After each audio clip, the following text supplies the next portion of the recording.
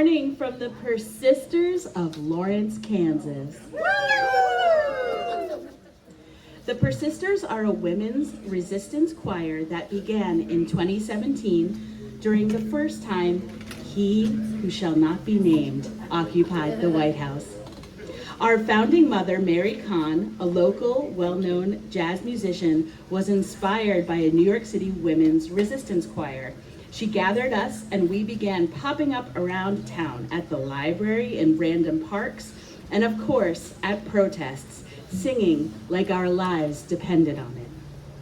Now, almost 10 years later, we are still singing like our lives depend on it. We recently had a video clip of the Persisters singing Crappy Birthday to the current occupant of the White House go viral with 127,000 views and counting. If you're interested in joining, catch up with one of us. You do not need to be a professional singer to be a Persister. If you find joy in singing and are determined to fight fascism, you are a Persister. And for today, please sing along. All right. I'm sure it's familiar to you. This song was written in 1949 by Pete Seeger and Lee Hayes of the folk group The Weavers. It emerged from the labor and progressive political movements of the era with its hammer, bell, and song imagery symbolizing tools for justice, freedom, and love between people. Please sing along. If I had a hammer, I'd hammer in the morning, I'd hammer in the evening, all over this land.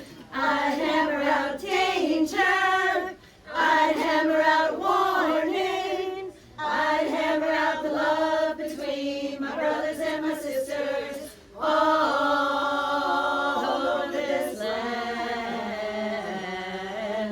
Ooh, if I had a bell, I'd ring it in the morning, I'd ring it in the evening, all over this land. I'd ring out danger, I'd ring out a warning, I'd ring out the love between my brothers and my sisters, all over this land. Ooh, if I had a song, I'd sing it in the morning, I'd sing it in the evening, all over this land. I'd sing out danger, I'd sing out a warning, I'd sing out the love between my brothers and my sisters, all over this land. Ooh, well, I got a hammer, and I got a bell, and I got a song to sing all over this land. It's a hammer of justice, it's a bell of freedom, it's a song about the love between my brothers and my sisters, all over this land. Ooh.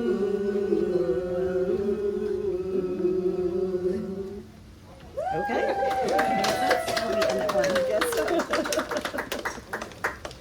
We Shall Overcome, our next song, traces back to a gospel hymn published in 1901 titled, I'll Overcome Some Say. It was written by Charles Tinsley, an African-American Methodist minister. Over the years, it has been adopted by labor and civil rights organizations.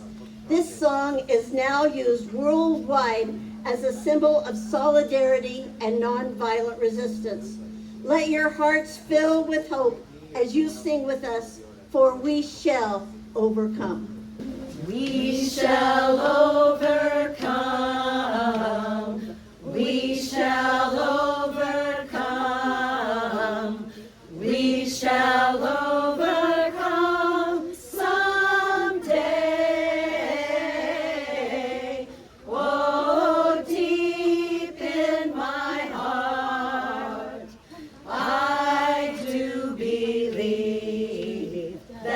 we shall overcome someday.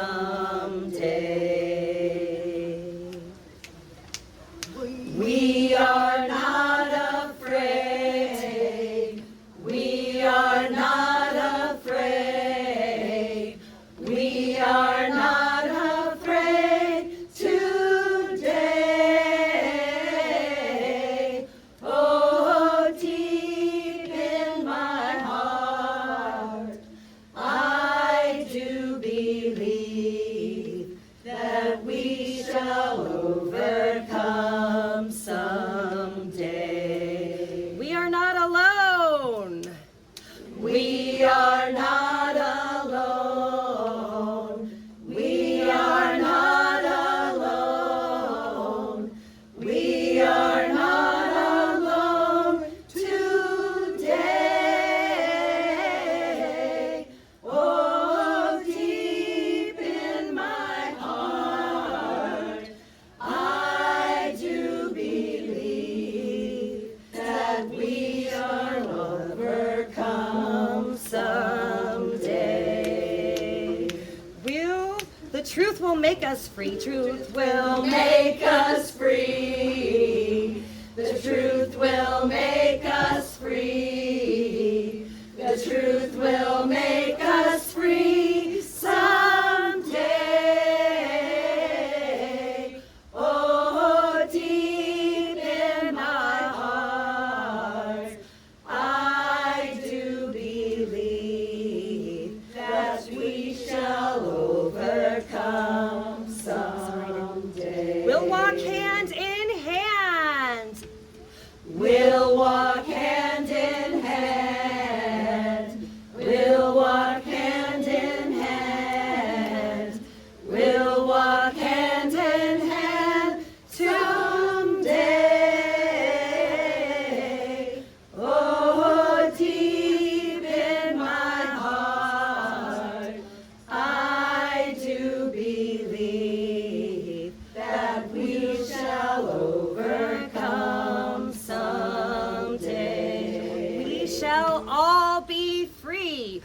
We shall all be free. We shall all be free. We shall all be free someday. Oh, deep in my heart, I do believe that we shall overcome someday. We will live in peace. We will live in peace. We will live in peace. We will live in peace someday.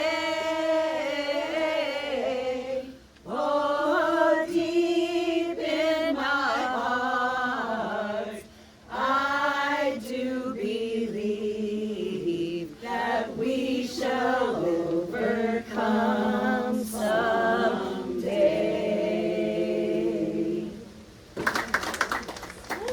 I think you will be familiar with our next song as well, This Little Light of Mine.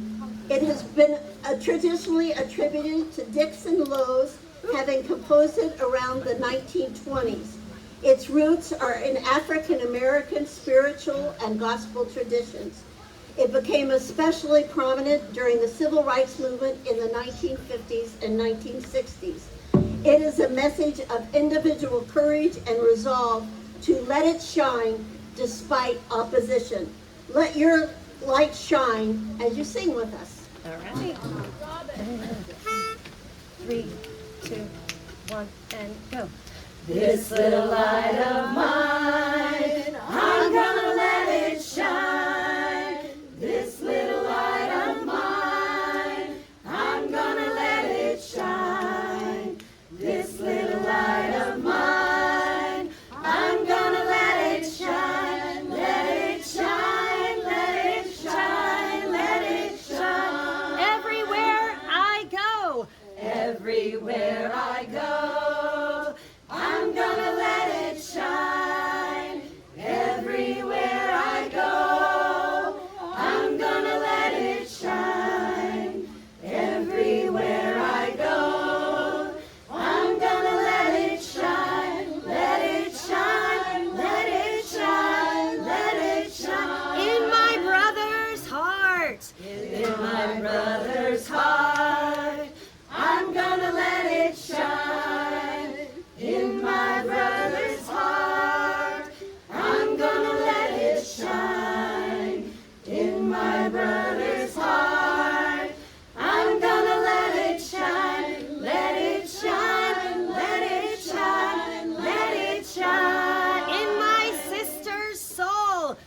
in my sister's soul.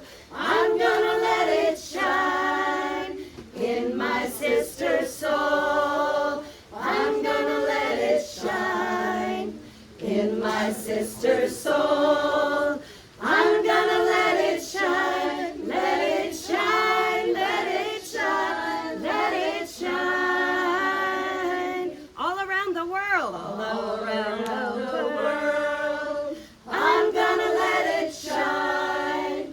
All around the world. I'm gonna let it shine. All around the world. I'm gonna let it shine. Let it shine. Let it shine. Let it shine.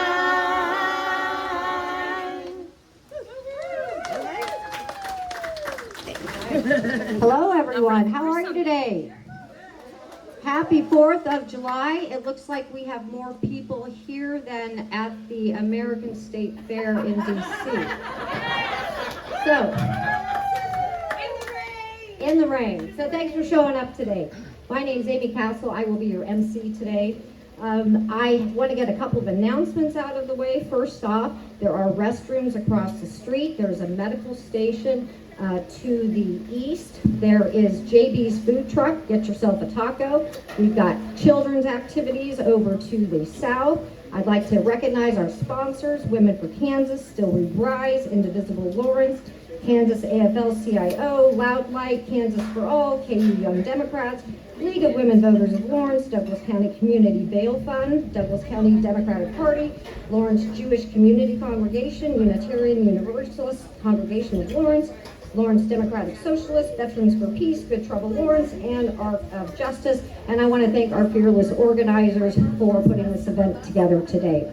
So today we are having our second annual Freedom Fest. We hope to make this an annual tradition here in Lawrence, gathering early in the day on the 4th of July. And today we celebrate 250 years of independence. 250 years ago today, we signed the Declaration of Independence. And we've spent almost 250 years trying to fulfill this unique experiment that we call democracy. But as we celebrate our 250th anniversary of independence, we have to acknowledge and call out this moment. Because at this moment, democracy, our freedoms, and our rights are under attack. Think about why we declared our independence. In the Declaration of Independence, Thomas Jefferson set out 27 specific complaints we call grievances. Those grievances justified the colonies separating from England. Those grievances showed that the king had violated the colonists' rights to life, liberty, and the pursuit of happiness. The colonists who wanted independence were called patriots. What were those grievances? Well, one grievance was that the king was ruling selfishly to make himself rich and to become more powerful. The patriots believed that this selfish king was a tyrant and that the people must remove the tyrant. Today, we have a president who is using the presidency to enrich himself and his family. From insider trading, to manipulating the markets, to cryptocurrency deals, to government contracts to him, his family, and his billionaire friends. Trump is $2 billion richer since he took the presidency. How much richer are you? How's your gas? How's your food? How's your price of goods? We have a dictator in the White House who is looting taxpayer money and getting rich off the presidency. When he's out of office, because he will be, we must hold him and his enablers to account and pass laws to prevent a president from getting rich at the people's expense. Another grievance was against the king keeping standing armies. You see, the British used its army troops to occupy America and repress colonists when they protested against laws. The British troops were there to control the colonists, not to protect them. The patriots wanted the troops to go home. Today, we have a president who is using ICE as his own personal army. He sends masked thugs to terrorize communities, to rip hardworking families apart, to kill U.S. citizens. We must abolish ICE in its current form and get those masked thugs out of our community. Yet another grievance was that the king made judges dependent upon his will, and only upon his will. So there was no independent judiciary or impartial courts. The Patriots understood the value of having an independent judiciary. Today, we have a majority on the Supreme Court who appear to decide cases based on the will of Donald Trump, whether it's approving racially gerrymandered maps so the president's party can win, or giving Trump absolute immunity. No one should be above the law, not even the president, especially not the president. It's called the rule of law, and we have to fight to preserve it. So 250 years ago, we declared our independence because we didn't want a king. We declared our independence because we didn't want standing armies in our streets. We declared independence because we wanted an independent judiciary. And crazy as it sounds, we're still fighting against those same grievances 250 years later. Grievances against our president who is acting like a king. So we are meeting this moment today, gathering here in South Park, to understand why we declared our independence, to acknowledge that the work of freedom, equality, safety, and happiness for all is still unfinished, to strengthen our commitment to justice, to advocate for a government of the people, by the people, and for the people, and to righteously assert our grievances against this president and his billionaire friends. We declared our independence 250 years ago, and we're not going back. So to honor the Declaration of Independence, we're going to listen to the words of the Declaration of Independence as spoken by community member and political operative Natalie Weiss.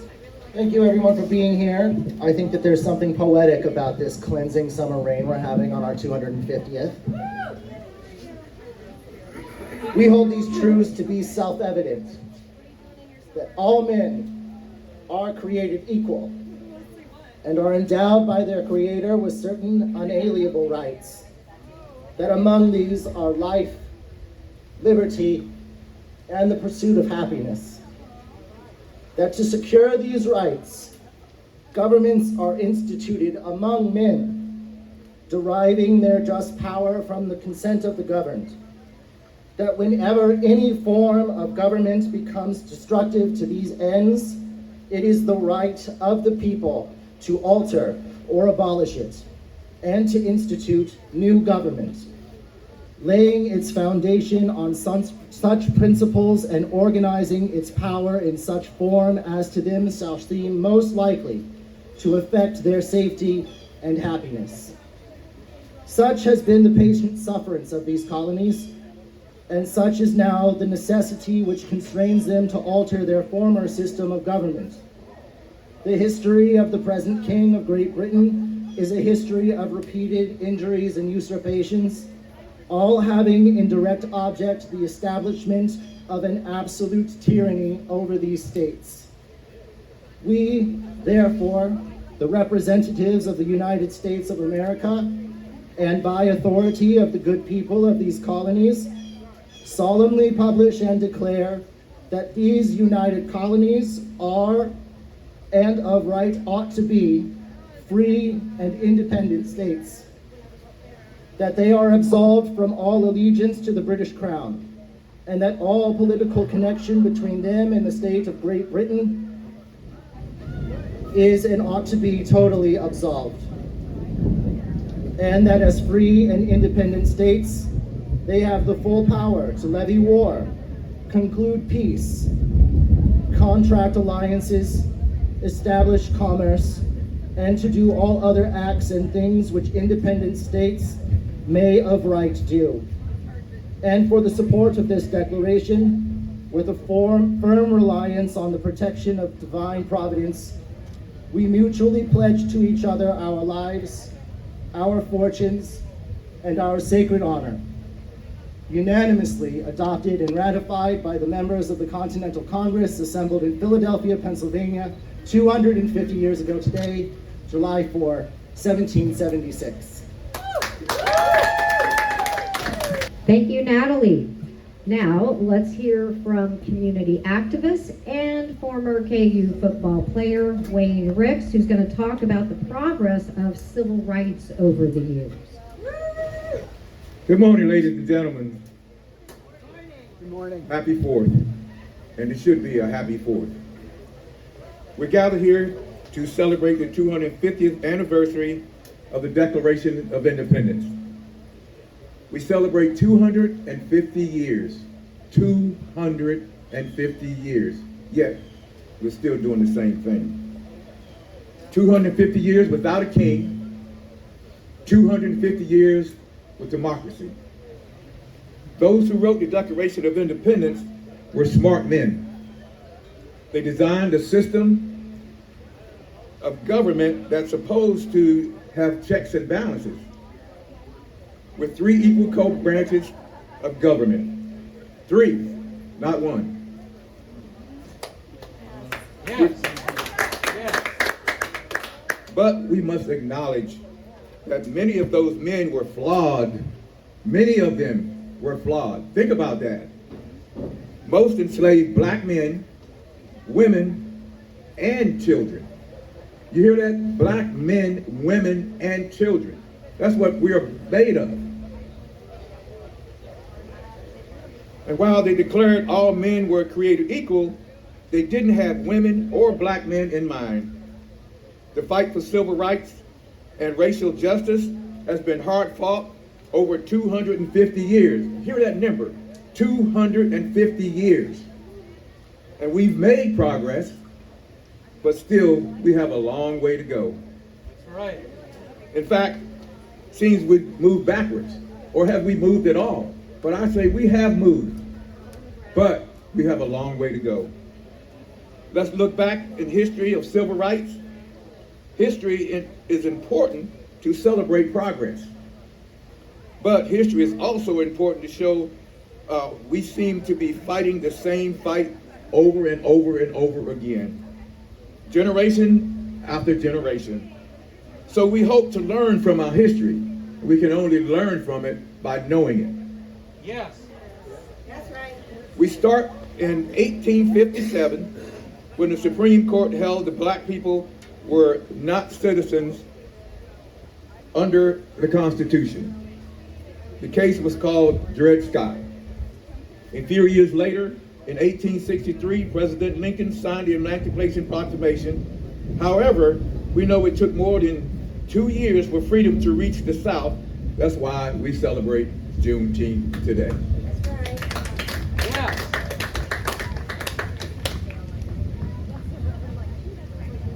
The 1950s and the 60s saw great progress for civil rights. Montgomery, Alabama bus boycott, the sit-in movement, freedom riders, the March on Washington when Martin Luther King uttered the words, "I have a dream." But our civil rights are under attack. They're trying to make it harder to vote. We must fight. We must fight. Voter suppression efforts. We must pass the John Lewis Voting Rights Act. LGBT folks started their resistance with the Stonewall Rights Act in 1969. The Supreme Court legalized same-sex marriages and has prohibited employers from discriminating against people who are gay or trans, people who are different. Come on now, let's be real. Right. But still every day, LGBT folks face hatred, discrimination for loving who they want to love and being who they are or who they want to be. Let us be who we want to be. Yes. And the Kansas legislature continues to try to legislate transgender folks out of existence. We must fight laws that hurt our queer community and spread the word that love exceeds hate. Yes. Thank you. We must continue to fight the rights of all marginalized people immigrants who come to our country for a better life. That's what this country is made of. That's right. Native Americans, people with disabilities, racial minorities, women. Without women, where would we be? Come on now, let's be real. We've come a long way since declaring our independence in 250 years ago, but we have a long way to go. Keep fighting the good fight, and justice equals for all. I love you all. Have a wonderful day.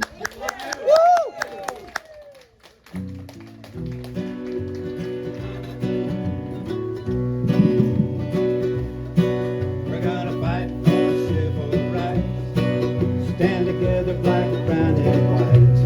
Keep your eyes on the prize. Hold on. Many good souls have fought and died, keeping Martin Luther King's dream alive. Keep your eyes on the prize. Hold on. Hold on. Hold on.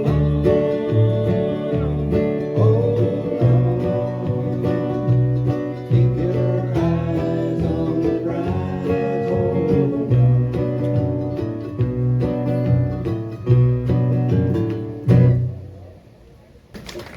Thank you.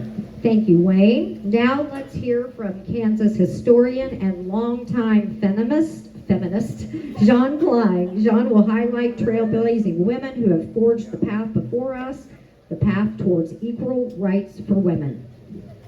Women's rights are human rights in all realms of life. Let's recall the names of a few women who fought for us over 250 years. After all, we deserve more than the month of March to celebrate women's history ever since the creation of patriarchy in ancient times. So in 1776, Abigail Adams urged her husband to remember the ladies and be more generous and favorable to them than your ancestors. Do not put such unlimited power into the hands of husbands who would be tyrants if they could. If particular care and attention is not paid to the ladies, we are determined to foment a rebellion and will not hold ourselves bound by any laws in which we have no voice or representation. Yet women would not earn representation in our so-called 3 equal branches of government until much later. Currently, women make up only 28% of voting members in Congress. So let's remember such trailblazers as Jeanette Rankin, who voted for peace over wars.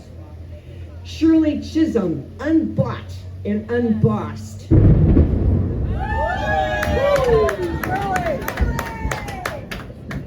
Who pushed funding for SNAP and for WIC.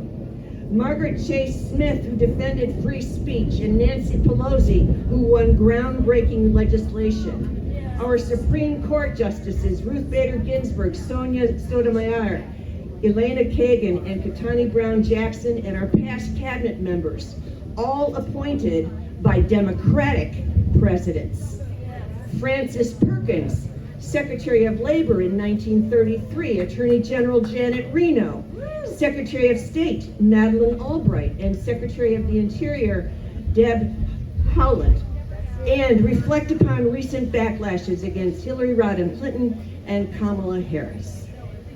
Did you know that just as white women were demanding their political authority at the first Women's Rights Convention in 1848 at Seneca Falls, Native Seneca women were losing theirs? Did you know that the Declaration of Sentiments was based on ideals that Thomas Jefferson had borrowed from the Great Law of Peace, the Constitution of the 5 Indian nations? We hold these truths to be self-evident that all men and women are created equal. Since the 19th century, women such as Dr. Elizabeth Blackwell have fought for educational rights to practice their professions. Let's honor Dr. Lucy Hobbs Taylor, who earned her doctorate in 1866 and established her dental practice in Lawrence. and attorney Belva Lockwood, who defended the Cherokee Nation before the Supreme Court in 1880, and celebrate Title IX for prohibiting sex-based discrimination in education and for advancing women athletes. Countless women, unsung women, have labored as homemakers and working mothers raising children. By 1900, married women gained some control over their economic rights. Yet not until 1938 did the Fair Labor Standards Act establish a minimum wage without regard to sex. In 1963, the Equal Pay Act prohibited wage discrimination for those performing the same job in the same workplace, followed by the 2009 Lilly Ledbetter Fair Pay Restoration Act. Yet today, women are still paid an average of 82 cents for every dollar earned by a man, with pay disparities far greater for women of color. The National Organization of Women sparked the grassroots feminist movement in the 1960s.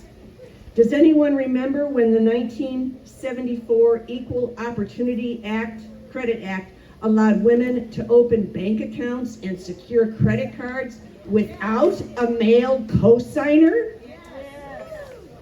We remain grateful for benefits also from the Family and Medical Leave Act, what little there is. Our bodies and minds have been contested ever since Margaret Sanger founded a birth control league in 1921 that became Planned Parenthood in 1942.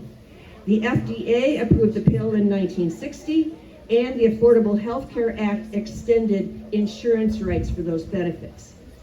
Since 1994, the Violence Against Women Act has assisted survivors of rape and domestic violence with decreasing federal funds. So please support our local Willow Center. Although the U.S. Supreme Court declared abortion legal in 1973, arch conservatives overruled both Roe v. Wade and Planned Parenthood versus Casey in June 22 and returned abortion regulation to the states. But in August 2022, Kansas proudly upheld our constitutional right to bodily autonomy. The Equal Rights Amendment, first introduced in Congress by Alice Paul in 1923, simply states, quote, "Equality of rights under the law shall not be denied or abridged by the United States or by any state on account of sex." Although the required 38 states have ratified the ERA, ongoing controversies over procedures have prevented its adoption. So, keep protesting to defend our fragile democracy, and let's honor Abigail Adams by voting to turn the tide of tyranny.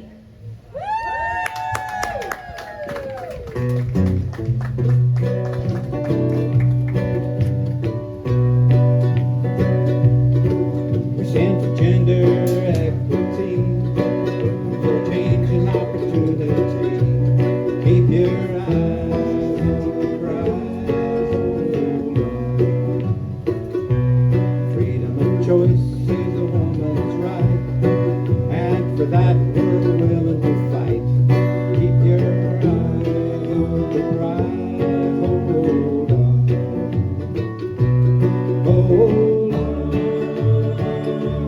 Hold on, hold on. Keep your eyes on the prize, hold on.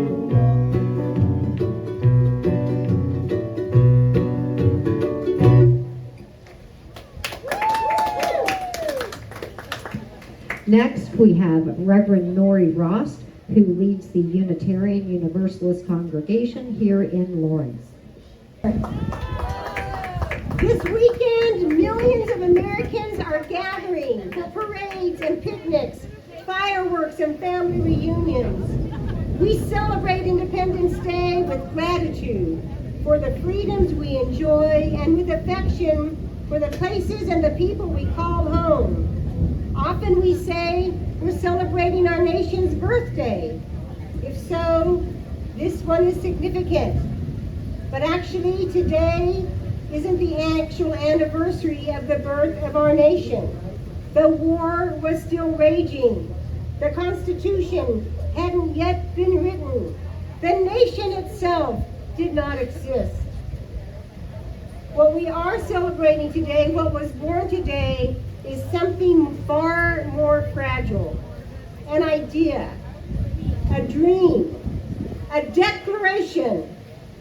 And from its inception, the Declaration of Independence has always been aspirational. It's like when you write a vision statement for the life you wish to live. Have any of you done that? Written a vision statement or done a vision board? The instructions we're given when we do this is to write in the present tense, to show pictures that express who you are aspiring to be. Don't write, I hope to be debt-free. I want to run a marathon. No, you write, I am financially secure and debt-free, and I run marathons. As if it's already happening. That's how you begin living your way into the future that you want to create. And that's what the creators of the Declaration of Independence did. We hold these truths to be self-evident. Not one day these truths will be made known. Today, they are self-evident. Today, every person is endowed with certain inalienable rights, life, liberty, and the pursuit of justice. Now here's the pursuit of happiness. Justice is on me. Now here's a spoiler. As grand and as stirring as those words are, we have not yet realized them. Those words were aspirational from the moment the ink dried. Because here's the uncomfortable truth. Even as Jefferson wrote these magnificent words proclaiming equality, he enslaved hundreds of human beings. Women were excluded from political life. Indigenous peoples were being displaced and erased. Freedom was proclaimed in the same breath that freedom was denied. How do we make sense of that contradiction? Many people simply conclude that the founders were hypocrites. Others insist they're heroes beyond criticism. Neither response satisfies me, because both flatten history into something far simpler than it really was. History is rarely populated by saints or villains alone. History is populated by human beings, brilliant, flawed, courageous, fearful, ignorant, bigoted, expansive, capable of extraordinary vision and astonishing short-sightedness all at the same time. One detail from the writing of the Declaration has stayed with me this week. Jefferson's original draft included a condemnation of the slave trade. That language did not survive. It was removed in order to secure the support of delegates from the southern colonies. One future narrowed, and another began to unfold. I don't mention that to condemn the founders. I mention it because I think it teaches us something profound. When we read history, we read it backwards. Looking backwards, everything feels inevitable. Of course, people continue to be enslaved. Of course, there was a civil war. Of course, women fought for and won the vote. Of course, segregation ended. Of course, marriage equality became law. But none of those things was inevitable. Every one of them was once uncertain. Every one of them depended upon ordinary people making choices whose significance they could not fully understand. History only feels predetermined after it's happened. When people were living it, it feels very much like today. Confusing, messy, uncertain, filled with competing voices, filled with competing futures. They didn't know they were living history. Neither do we. Sometimes we ask ourselves, what would I have done? What would I have done in 1776 when I have spoken against the enslavement of people? What would I have done? Would I have marched in Selma? Would I have stood with the suffragettes? Would I have welcomed refugees? Would I have hidden en franc? These are important questions, but they are not the most important questions, frankly. Because we don't live in 1776 or 1865 or 1965. We live here, now. So the most important question we have today is this: what unfinished dream has our generation inherited? We inherit remarkable achievements and unfinished work. We inherit expanding circles of justice and demoralizing setbacks, as we've seen in the past couple of years. We cannot choose the history we inherit. We can choose the history we leave behind. So fearful as our hearts may be when we look at the fragility of our democracy, there is reason to celebrate. Not because the dream has been fulfilled, but because it is still alive. Alive every time someone expands the circle of justice. Alive every time someone chooses courage over fear. Alive every time someone protects another person's freedom. Alive every time ordinary people like you and me refuse to believe that the future has already been decided. It has not. 250 years ago, a handful of people declared a dream. Today, we inherit it. Tomorrow, others will inherit it from us. May they say that we left the dream larger than we found it. Happy Declaration of Independence Day. All right, thank you, Reverend Nori. Now it's time to get real. Let's talk about the upcoming proposed constitutional amendment. Now I'm going to keep it short because I know it's raining. On August 4th, we're going to be voting whether to change the way we select our state Supreme Court justices. Now, this might seem technocratic or boring, and it sort of is, but it is the most important thing you can do this August. No matter what issue you believe in, no matter what issue you fight for, if you care about voting rights, vote no. If you care about reproductive freedom, vote no. If you care about funding public education, vote no. If you care about racial justice, vote no. If you care about LGBTQ equality, vote no. If you care about immigrants' rights, vote no. If you care about the preservation of democracy, vote no. You see, we currently have a process that already works and gives voice and power to the people. Now, those on the vote yes side, what do they say? They say, let's elect our state Supreme Court justices, right?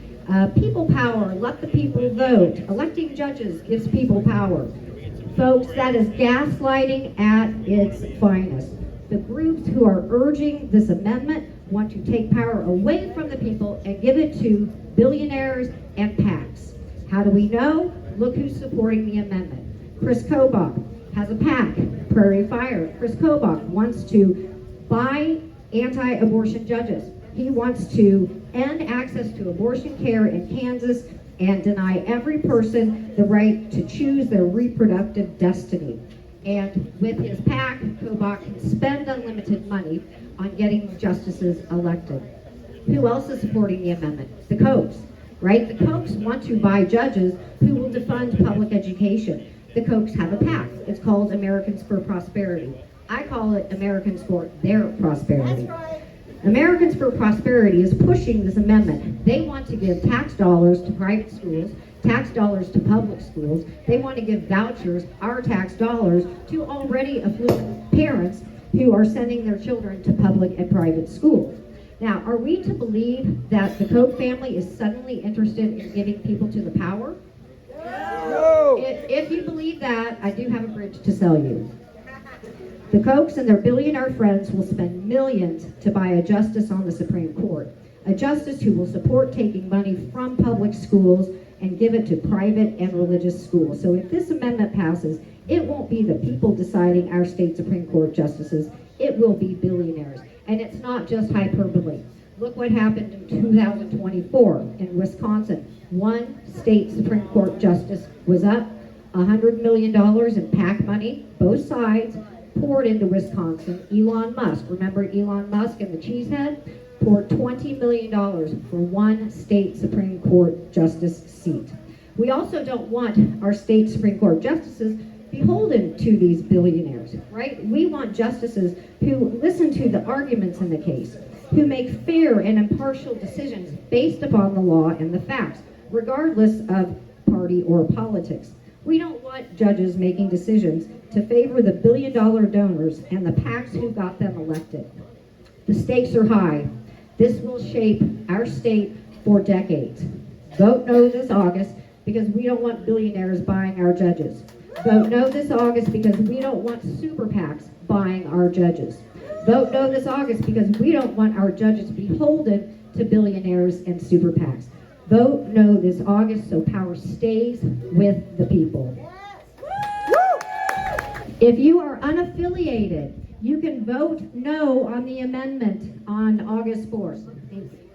All right, thanks everyone for coming out. We're going to end with a little bit of music and vote no in August. So we've been doing this refrain on Eyes on the Prize, Hold On. I'd like you to join in, just sing along. You can remember the lines and everything. Just keep your eyes on the prize, hold on. United people make us change. Stand for freedom's day. Keep your eyes on the prize, hold on. Wherever you are bound, just like from town to town, keep your eyes on the prize, hold on. Everybody on the chorus. Hold on, hold on. Keep your eyes on the prize, hold on. One more chorus. Hold on, keep your eyes on the prize. Hold on.